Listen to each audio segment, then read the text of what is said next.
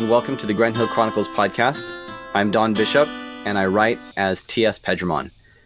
Today's episode is a continuation of a discussion with Librarian Jared Anjwierden. And we were talking on, if you follow us every week, then you heard us on February 22nd.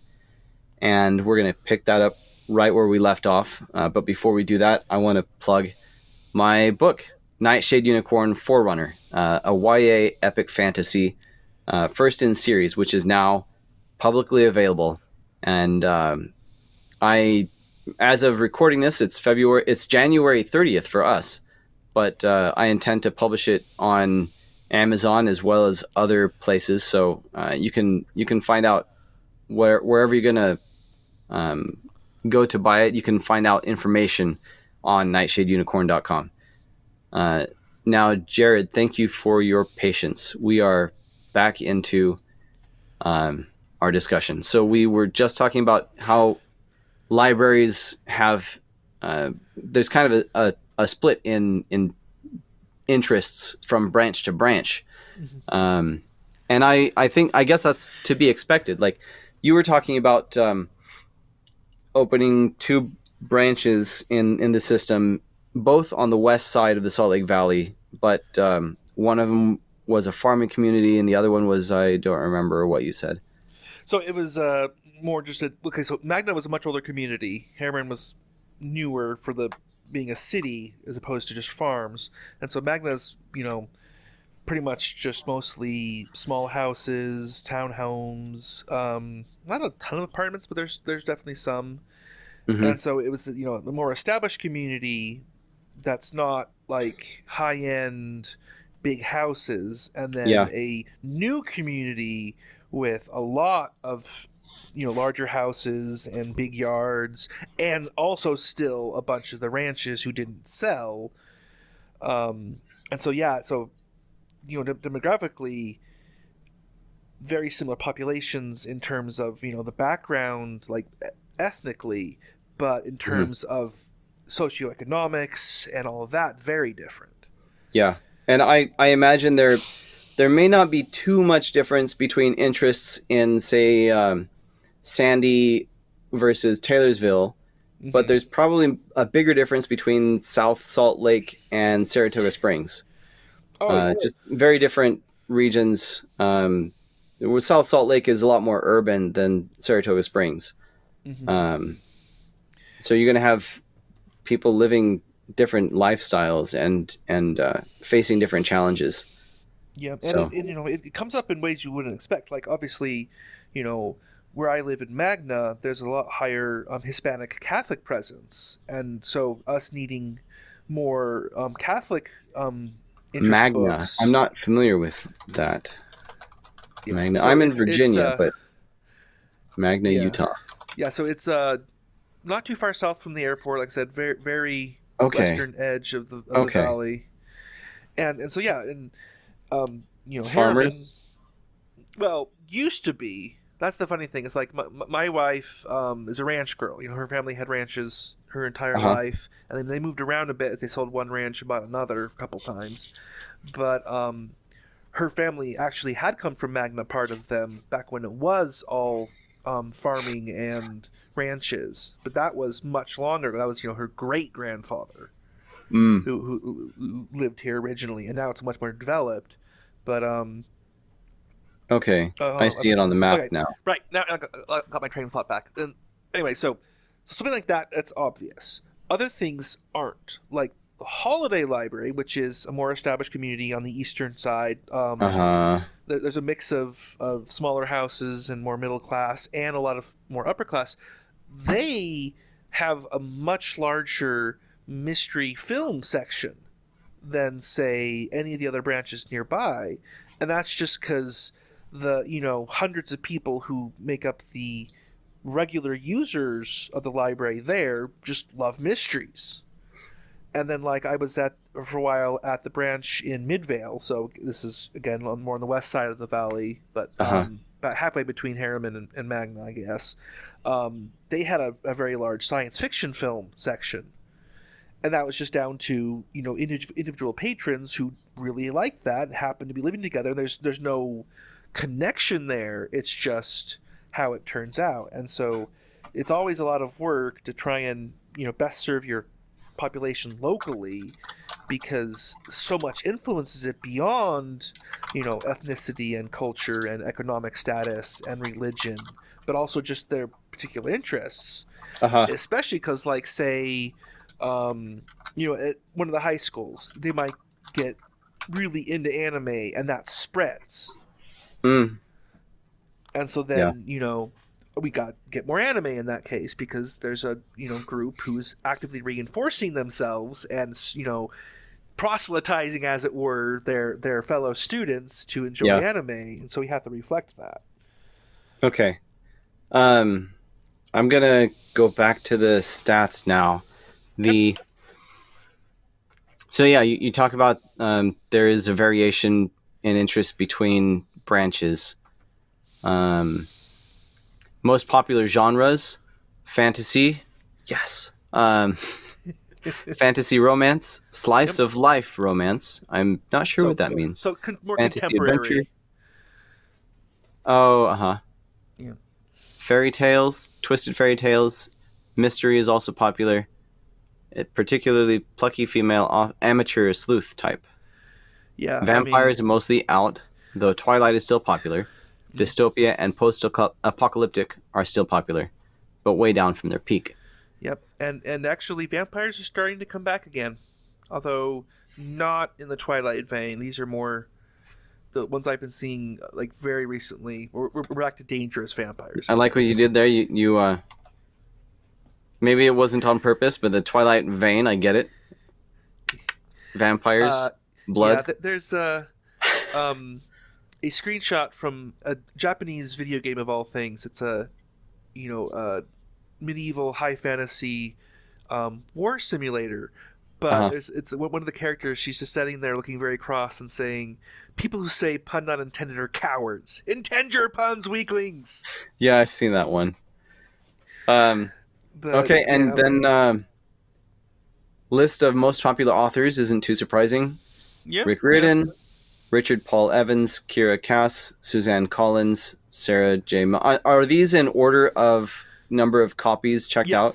Yeah, Okay. these are in order. The most popular, starting with Rick Riordan. Sarah Moss or Mass, Maas, Marissa Meyer, Brandon Sanderson.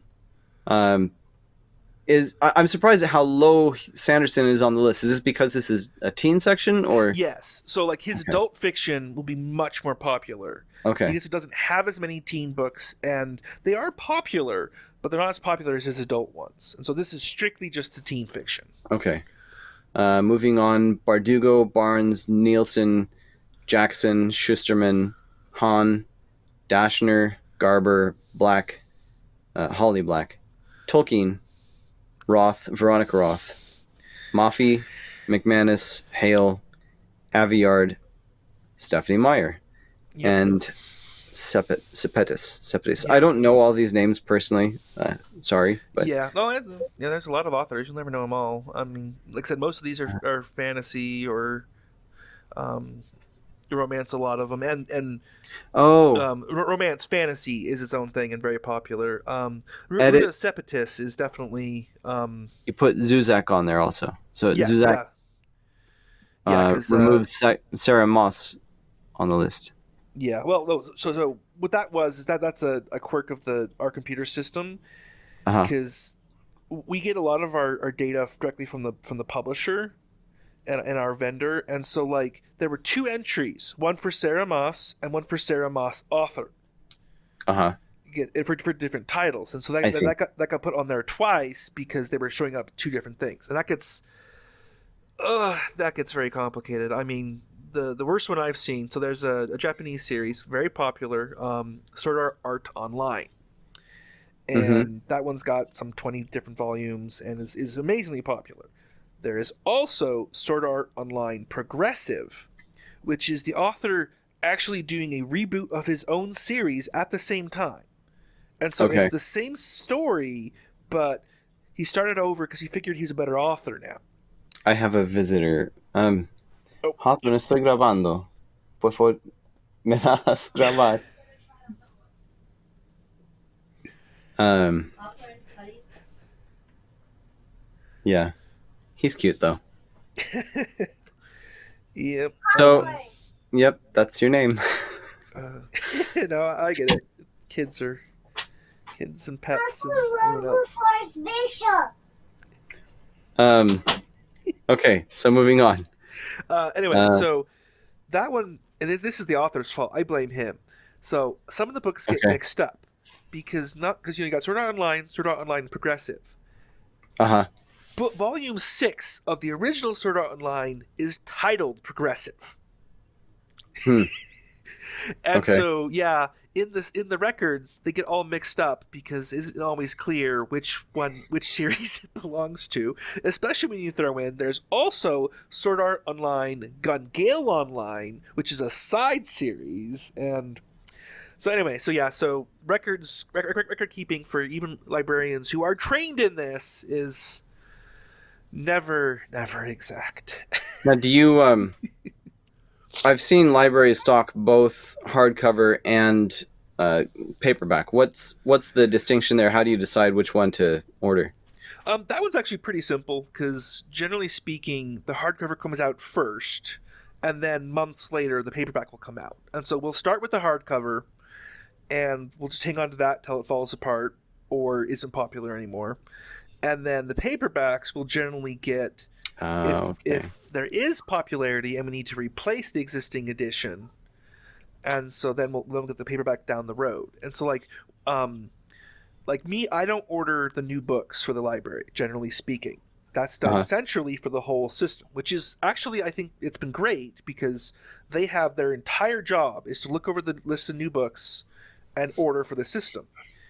That means when I get lists to look at, so like the reason I brought this up is I do get lists of the paperbacks coming out. And so then I can go look at my hardcover and think, okay, do I need to replace it? Great, I order it. If not, I ignore it. But that does mean when I'm ordering, I can take a lot more time and look closely because I don't have the pressure of, here's 150 new teen books. You have 2 weeks, and at the end of 2 weeks, here's another list of 150 new teen books. Uh-huh. And so it's great because we can look. I spend a lot of time on Goodreads looking at reviews. Now, Goodreads being Goodreads, I don't always use the reviews the way they intended because a lot of 1-star reviews for books on Goodreads end up being a good endorsement of the book Hmm. because not for everything. You gotta pay attention, but like Goodreads has its own culture. The users, and there's things they like and the things they don't, and I'm not even saying that's a bad thing. Everyone has their tastes, but if I'm buying books in areas they don't like, then I look at the 1-star reviews to see what they're complaining about and to see if this other group who thinks differently might like it. You mentioned that the hardcovers come out first, and I had known that. I had heard that before. And it's a tactic that publishers use to increase their profits. Yep. Yeah, they It's make a more than strategy, hardcovers. Mm-hmm. and because hardcovers cost more, and they have a Yep. bigger margin on them. Mm-hmm. Makes me wonder though, because makes me wonder if I'm making a business mistake in planning to make both hardcover and paperback available at the same time. Um, so right now, I'm going to look at my Kickstarter campaign. Now this is right now we're talking and to us it's January 30th. My Kickstarter campaign ends tomorrow, but for listeners, it's now March. So this is already Oh, flown the geez. coop or whatever. So I'm looking to see how many of each people are leaning towards. So that's I offered paperback and hardcover at as separate tiers and as add-ons. If you want to get multiple copies, then get you'd get the tier that you want to get, and then you'd add on however many Yeah. copies you want to add. So looking at the paperback tier, there are only 2 backers. For the signed paperback tier, there are 4. For hardcover, there are 2 backers. For the signed hardcover, there are 11 backers. That makes So people sense. are leaning towards the signed hardcover so far, but now I need to look at. There's a combo, Add-ons. hardcover and paperback. There's none, and then there's a signed combo, 5 backers. So that's Oh, that's 5 pretty good. hardcovers and 5 paperbacks right there. I forgot the stats for Andrew. the others. So Well, no, that's 11 pretty good. plus 11. 5 is we're up to 16 hardcovers and 17, 18 hardcovers. And oh my goodness, how many? So 5 plus 4 is 9 paperbacks, 11 paperbacks. So we're at 18 to 11, and then now I need to look at the add-ons. How do I? I'll have to go into my editing mode, and I can see. Mm. Um, Although, speaking generally, the it does vary by how you're selling it. Like yeah, yeah, traditional publishers have a very different marketplace than indies do, and even then, like indie like me who just uses Amazon, it's very different from an indie author who goes wide or someone who uses Kickstarter.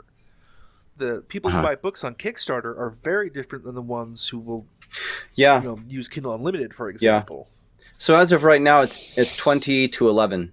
20 hardcovers to 11 paperbacks, Yeah, and and some that of doesn't those surprise are me. signed, some of those are not. But that's Kickstarter. I see. There are people coming out of the woodwork because they want to support me, and there are people coming out of the woodwork because they want to support um, creative projects, and they don't know Mm. me, and hopefully one or two just because they think the story sounds interesting and they want to read the book. Yep. And yeah, But I yeah, I don't know. I haven't done Kickstarters myself, but from everything I've seen, it does seem they prefer the higher quality end, so the hardcover over the paperback there. Whereas like for me, like I said, I'm going through Amazon and Kindle Unlimited. Um, Literally 99.9% of my sales are ebook or uh-huh, Kindle Unlimited borrows. yeah, The paperbacks, it's such a small percentage, and for I can't understand it sometimes, but I actually do pretty well with sales. I mean, I'm not uh-huh. trying to brag or anything here. It surprises me sometimes, but I have found an audience, Oh, I and didn't. I didn't tell our listeners back in February, on February 22nd. I needed to tell them where to find you on the web. oh So yeah, well, let me make a note here, and I'm going to this next little section. I'm going to copy and paste into the end of February's episode. So this is our second recording because it's going to be so much easier for me to edit it if I can just say right here, boom. Second recording, copy and paste onto February 22nd. And let's take it from right now, approximately. So before I let our listeners go, we mentioned earlier that you write science fiction. Why don't you tell us where our listeners can find you on the web? Because you have books that are already published up for mhm. sale. Where can our listeners go and find them? Okay. So I'm published exclusively through Amazon. There, like I said, there are very good arguments for and against that, but with my busy life and little kids and everything, I don't have time to do wide distribution. So I just stick with Amazon. I'm published under J.M. Anjwierden. It's Anjewierden, which I know is a mouthful, but Okay. it helps me stand out, rather than use a pen name. Uh Um, huh. I have 9 books out, 6 in my science fiction Black Chronicles series, which starts with The Long Black. There's also a steampunk called Penny Dreadful and the Clockwork Copper, Steampunk. a Okay. fantasy that's actually a stealth homage to Sailor Moon, but it's done Western fantasy style called Keepers of the Wind, and then a superhero romance called Armored Heart. And Okay. hopefully by the time these episodes come out, I might have the next one out, which is um, a Dance of Smoke and Steel, which is giant stompy robots and uplifted animals and other silly shenanigans like that. Okay. All right. Yeah, and I'll put a link in the show notes directly to um, either on YouTube or in the RSS feed, the regular podcast, so listeners don't have to listen and go back and try to spell your last name because it is Yeah, it's a long last unusual. name. Yeah. Well, But and the joke there is that's the short version. I yeah, have one ancestor. His name was Dirkus Hendricks de Vries Anjwierden van Breukelen, nice. which Okay, is pretty much just a very long way of saying he was, Dirk, son of Hendrik, from these very specific places in Holland. interesting. Okay, well, yeah. Um, so we'll include that in both the February 22nd episode and the addendum in March. Yes. Let's So, see. yeah, and now I've made a note of the end of the clip that I need to copy and paste. Um, Yep. so where were we? We were talking about. Um, Let's see. Authors, oh, the demographics. difference between hardcover and Oh, paperback, yeah, yeah, yeah. and all Yeah, that. That was because a big long tangent that I just up and asked, like, how do you decide between? So you get the hardcover and paperback. hardcover Yeah, so because it's the it's what first they one offer. available. Yeah, and then we get paperbacks later.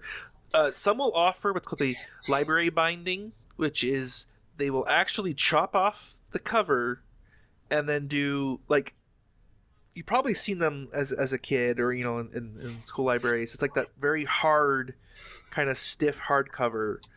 Like, that's a much rougher texture, Uh huh. and then they'll like just either paste on the cover on top or print it on there. And personally, I think it looks horrible, but in theory, it's more durable. Uh huh. I never buy them. I don't like them, but that is a personal thing. You know, Okay. but that happens sometimes, and it's very interesting because, like I said, each market is very different.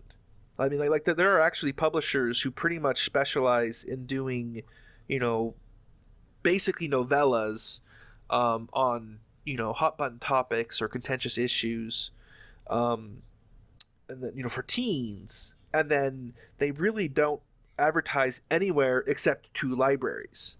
And so, Uh huh. here's a book about drug addiction, or here's a book about, your friend is a bully, or just stuff like that, and pretty much just straight up message fiction, because like I said, the Uh huh. message, Yeah, I was about the to. official Yeah. topic is the thing. Those Can I, actually don't do so well because we kind of learn like, oh yeah, there's another one of those. We can recognize them on sight, and we don't get them because the teens can don't I check can them I read out. what you posted in the original post? About which part? Well, starting with the books that you got rid of is the natural course of Oh, well, things. I can go over that because like I said, we have to get rid of hundreds of books a year simply to make Uh huh. room for new books. Yeah. And so the easiest one is if it hasn't gone out in 2 years, we'll generally get rid of it. There are exceptions. You don't just blanket do that. So like there was one as an example, Shade of Vampire, huge series, like 100 books, and those like my library had the last copy of several of the volumes, and that one was so big, no library had all of them. So I had like Hmm. 30 volumes at mine. Another volume branch would have another 30, and so if it was the last copy of that volume of the series in the system, I would tend to keep it longer because they want to read them in order. But even those, 3 years, okay, fine, it's gone. So that's the easy one. Uh huh. And then if it's newer stuff that hasn't gone out, we try and sometimes find a way to get it noticed. So like we'll have displays of, here's books, new books that you may have missed, stuff like that. Uh huh. So But anyway, so yeah, you make a note that Although the message books, yeah, Yeah, you say that a lot of them they were pulled from shelves just because they aren't as popular after 5 to 10 years, or because you need the space. Some had only been on the shelf a couple of years, or even 2. 3 or 4, yeah, Um, yeah. they Because that, often had some things in common. The biggest being that they were the more message-heavy books that the publishers have been pushing. yeah, because that's one thing that's interesting. It's like my personal politics entirely irrelevant to my work as a librarian. I need to serve everybody. Uh huh. And so we should have right leaning books. We should have left leaning books. We should have, traditional romances. We should have gay romances. We should have something of everything. But at the same time, it's like there's been a big push recently by publishers to get more minority books out. So more books with a black lead, or more books with a gay lead or a lesbian lead. And Uh huh. that gets tricky because there is a very obvious distinction at times between here's a book about gay teens written for gay teens, and here is a book about gay teens written for straight women. Or here is a book that, we're going to push the message really hard that, it's okay to be gay, and you need to celebrate it, and so on and so on. And so it becomes obvious that the point of the book isn't here's this sweet romance with these characters and they happen to be gay or happen to be straight or whatever, and here's this book about gay people, you have to love it. And even, like I said, Yeah. we have teens from all over come in, and there are teens who come in who are gay or lesbian or trans or whatever, and they check out books like everybody else. A lot of them avoid those message heavier ones too, and so they tend to come in to big fanfare from the publishers, and then 2 years later I'm getting rid of them because they've never moved once. Uh huh. And there are others where yeah, it's a gay romance, and it's very popular because first and foremost it's a romance, not here's my political talking points. Uh huh. So I'm curious about this. You said talking teen fiction specifically, 75+% of what we get in new from traditional publishing is written by women, mostly geared towards a typical girl or reader. Is that because there's actually some popularity for that? Like, are they actually trying to serve the readers, or is that because they're trying to push something? Well, Do you think? that's complicated because it's a little of column A, a little of column B, and Uh like huh. I'll put it this way, because it starts with agents, because agents get Uh their huh. books to editors decide what to pick, and so on. So getting in and trad publishing is a very complicated, long process. And so, like I said, first I'm going to say categorically, not a conspiracy here. Uh huh. They're not publishing this because it's a conspiracy to push X explicitly. But it's like Agent A, it's like, oh, we've had a real lack of books with gay teens or lesbian teens or black teens. So I'm going to look specifically for that. And so they Okay. ignore books about, white men or whatever. Uh huh. And then Agent B says the same thing. So they both are trying to do what they view as a good thing. And then cumulatively, as a whole bunch of them do this, that means most of the books getting presented to the editors are going to be those minority interest points. And the books themselves are usually fine. Like I said, obviously, if they push the message so hard, it becomes about the message, not about the story, and so that Yeah. suffers. But most of them are fine. They're not bad books. But when you have all of them independently pursuing this goal they view as good, that can start to have unintended consequences. Another Yeah. part of it is that basically all of trad publishing is in New York City. Mm-hmm. And Yeah. that has several effects. One of them being most of the people working in publishing get paid crap, which is unfortunate, but it's true. And most authors get paid crap too. That means that most of the people doing it either really, really believe in it or don't need to worry so much about the money. And that has several effects again. One of the effects is that publishing is actually overwhelmingly female. I'm talking here the publishing industry, not the authors. The authors, I think, well, authors is very hard to track and much more complicated, but publishing industry, study after study has shown it's like 70% white women. Mm-hmm. And actually fairly. Let's see. Can I Is find that that so? for you real Are you quick? saying that that's largely because they their location? I imagine might tie into the race, and then you say white women. So is that because they are? Um, it's a household with two incomes. Yes, and obviously, that's just a generalization. There are plenty of well, there are lots of income, households where the wife makes way more than the man. It's not talking specifics; we're talking generalities. Uh huh. Yeah. And so, yeah, so it's all in New York, and so they get paid crap, and so it tend to be two household incomes, and the one is less important than the other, and so it's much more white women.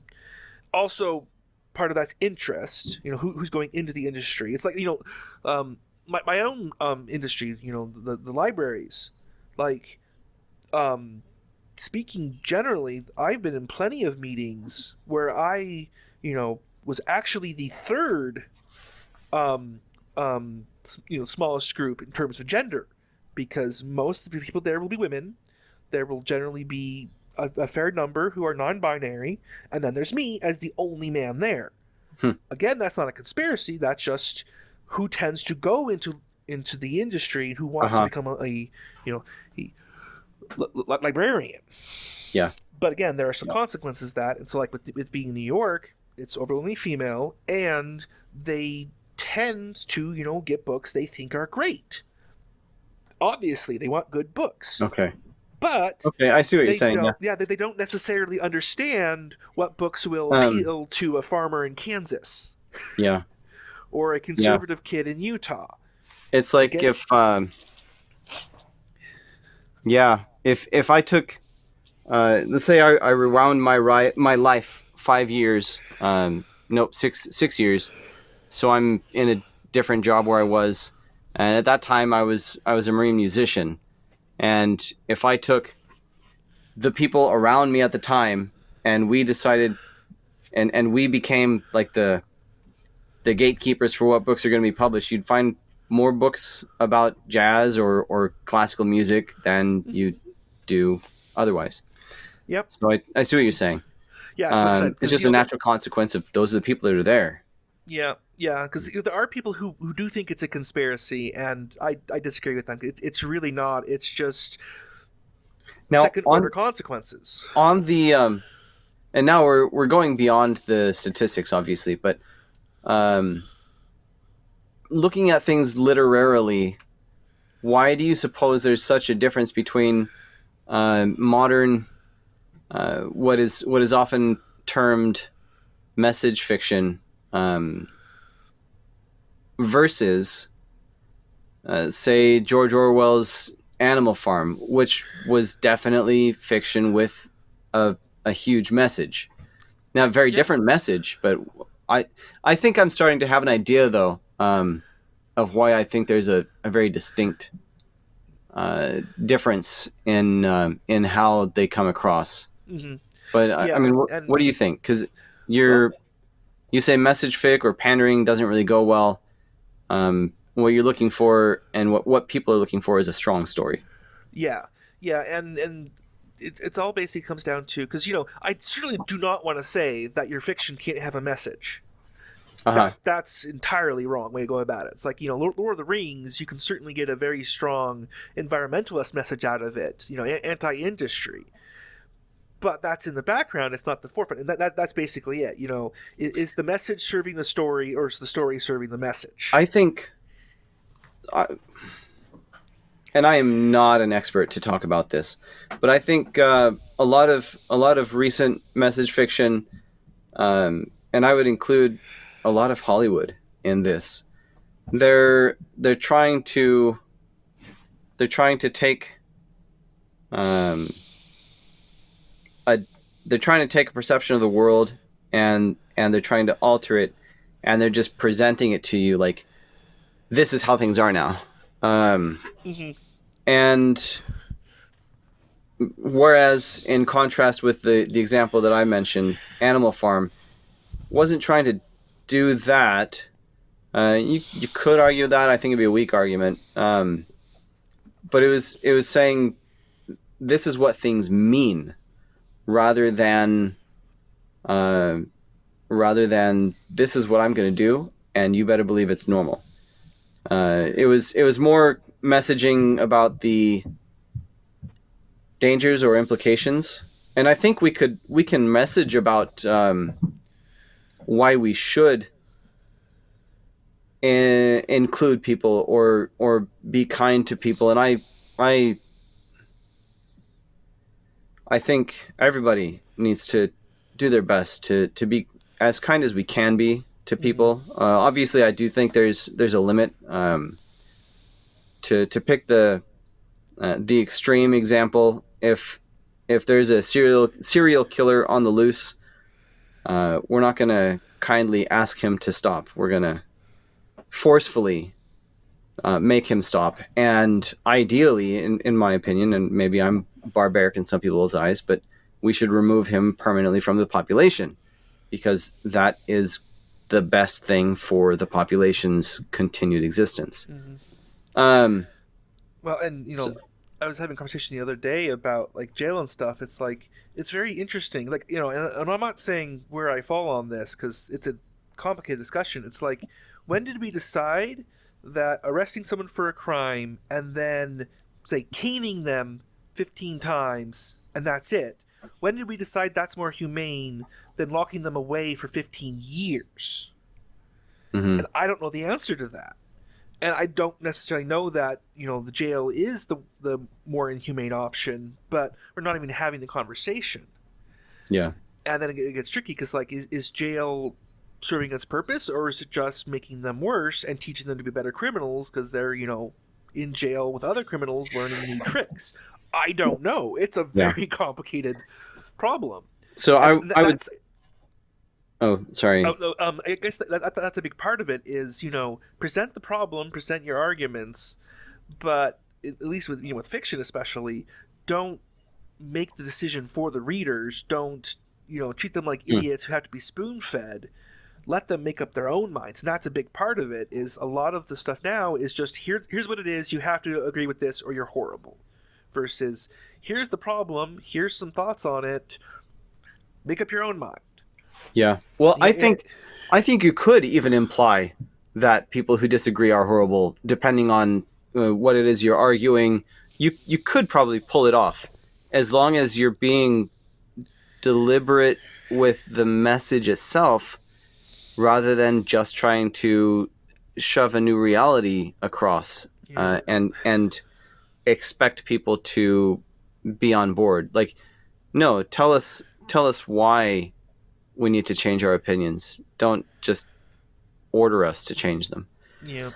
Oh, and Anyway, one thing with fiction, of course, is that there are really no hard rules. It all comes down to also how well you do it. I mean, like the road by McCarthy. There's like very little punctuation in there. There's, if I remember correctly, this has been a number of years since I read it. There's like no quotation marks. There's no identifiers of most of the characters. It's like boy and man. mm, And that's an amazingly horrible, haunting book. It's a great book. I haven't read it. Yeah, well, it's just man and boy in the post-apocalyptic wasteland that is America, trying to survive, and it's really good, and breaks so many rules of punctuation and composition and all of that, but he does it well, so it works. Uh huh. And so with fiction, it really does come down to how well you pull it off. I mean, like Shakespeare, he was making up words left and right, but Yeah. it's Shakespeare. He did it well, so everyone just goes with it. Yeah. So yeah, Yeah. yeah. Message fiction can work, but you got to do it right and be good with it. And generally speaking, that means don't treat your readers like idiots. Don't treat them like children. Even if they are children, don't treat them like children. Treat them like intelligent thinking beings, and give them arguments, not proclamations. Yeah. And yeah. Yeah. I don't know, Critical but thinking is a good thing, and yep, it's good to stir it up and to stir people up to think. yeah. Well, Um, and always, think of second order consequences. Like, we were talking earlier about, most teen fiction is written by women for women. There's a lot of reasons for that, and part of it is there is the argument that teen boys don't read, which is unfortunately very true. But then you have to stop and ask, why aren't they reading? And there are several reasons there, but honestly, one of the reasons is they're not reading because they're not being given stuff they want to read. And so it's a loop. It's a self perpetuating prophecy where it's like teen boys don't read. Well, that's partly because you're not giving them things they want to read, which, as I mentioned for the last episode, that's partly why I'm getting so many, translations of Japanese novels, because they are written for a lot of them for boys. There's obviously others for girls too, and I get those also. But so do teen Japanese boys read a lot? I don't actually. Well, no, okay, because I do know like the light novels, and because that's the other funny thing is, anime of course is the big draw over there and here. Yeah, and well, and I do often, believe there's a lot of our culture that is at play in teen boys not reading. Like our country is very big into high school sports, and that's going to affect things a lot. Partly, and all the required reading in schools, a lot of it is just really boring, or again, very heavy on the message. And I'm not trying to blame the teachers here. They have a lot on their plate, and a lot of stuff is out of their hands. But it is also unfortunate that so much of reading is for the reading and not actually the story. I think they could do both. But like, so with Japan, you have all these web novels that become light novels, and a lot of them get made into anime. But generally speaking, you could actually argue that the anime is there as advertising for the books. Because, like, okay, so a simple example. One of my favorites, Yu-Gi-Oh! Yeah, that was advertising for the card game. Yep. But, like, okay, so there's a series called Death March, The Parallel World Rhapsody. And they all have long titles, which is there's a reason for it, and it's silly, but there is a reason. But that's not relevant right now. The basic story of that one is, 30-year-old programmer guy gets summoned to a fantasy world by the dragon goddess for reasons she hasn't told him, and he gets made very, very powerful immediately. And then he sets off and becomes an adventurer and basically forms a family and has all these, cute girls he's protecting and teaching them to be strong and blah, blah, blah. The anime is one season, and it covers, I think, the first 2 or 3 volumes at most. I just read this past week volume 20. There is so much more that they never get to the anime, so effectively the anime is advertising the books. Yeah. Because, like, the anime's over, and it does end in a good spot. Like, that part of the adventure is over, so here's a good ending. But you want more? Here are the books. And so there is a lot of reading there, but that again is partly cultural. I was talking with one guy who was in, I think it was Korea, but if I'm wrong, forgive me.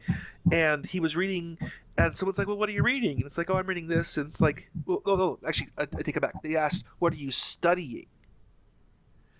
And there was just like a lot of confusion when he was saying he was reading for fun. And so apparently, culturally, like, reading is for studying and for learning. You don't read for fun. Now, how broad that is, I don't know. I haven't been to Korea, but that's just an example. And so, it's cultural, it's in what they're presented and what's available. But so most teen books are written by women for women, and that kind of pushes them out. And then that's used to argue, well, obviously we should write more books for women because the teen boys aren't reading anyway. So yeah, it's all very complicated. Anyone trying to make it simple is probably selling something. Yeah. Well, I think we should probably wrap it up. We filled another 45 minutes. Yep. So. Well, and look, there's always so much to go over. I mean, yeah, we could keep talking, and I had some other things that I could have mentioned and didn't because it would just prolong things. But well, for our listeners, there's the link to find Jared's books on Amazon in the show notes. and or the video description on YouTube. Yep. But we'll catch you next time on the Grand Hill Chronicles podcast.